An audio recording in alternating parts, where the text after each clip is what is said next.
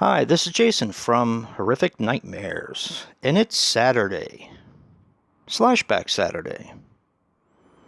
This, of course, is the segment created by my very good friend Joe, the Horror Man, where he creates a theme, and we watch a slasher movie based on that theme and do a short review.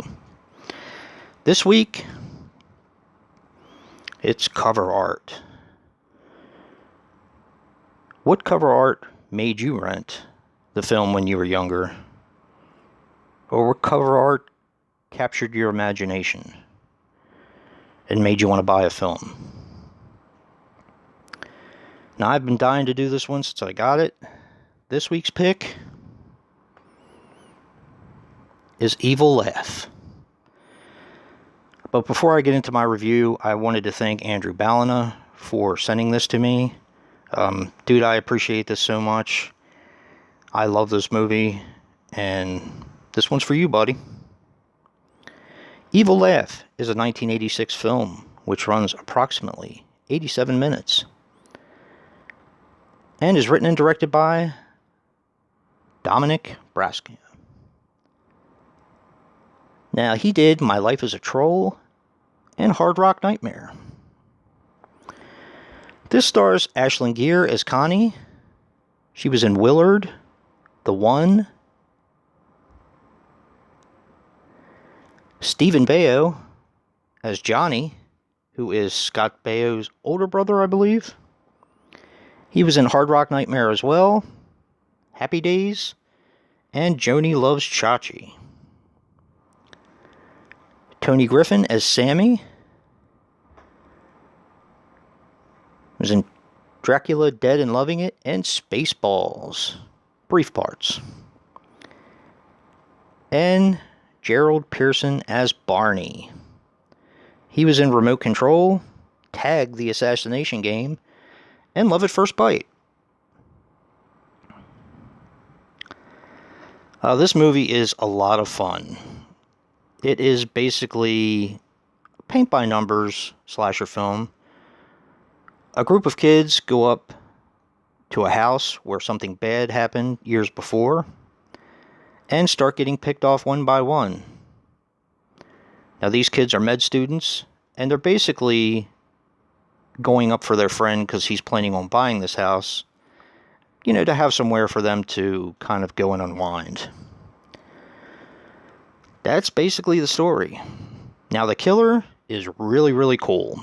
Wears this mask that I would love to have, and it's just really neat. Now, some interesting things about this film. Dominic Braskia, who is the director, actually directed this for budgetary reasons.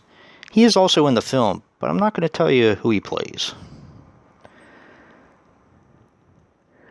The murder of the delivery boy was added because the investors thought there wasn't enough kills in the first part of the film. And you can kind of tell it was added because it seems like it's done in a warehouse and not in the house that they're doing it in. And this, I thought, was the final piece, the most interesting part of the film. Vestron Pictures offered Dominic Braskia and Stephen Baio, who produced and wrote the film, a 3-picture deal for the distribution rights to this film. Well, they turned it down, which they still say is their biggest regret. Yeah, I would say so.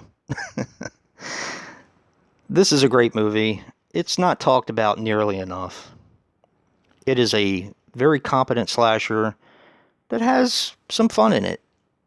Now, I know this is considered a horror comedy.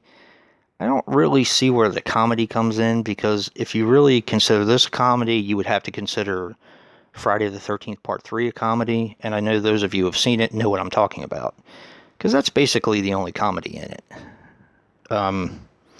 It's just a fantastic film. Hopefully someone will do this justice and give us the Blu-ray that we deserve.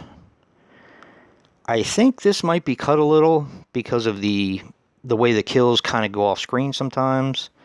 Not sure if there is a longer print of it, but I'm definitely curious. If anyone knows anything about it, please let me know. Don't forget to check out Joe the Horror Man to see what he did this week and to see what our theme is for next week. And if you like what you see in here, hit that like button and subscribe. And until next time, peace.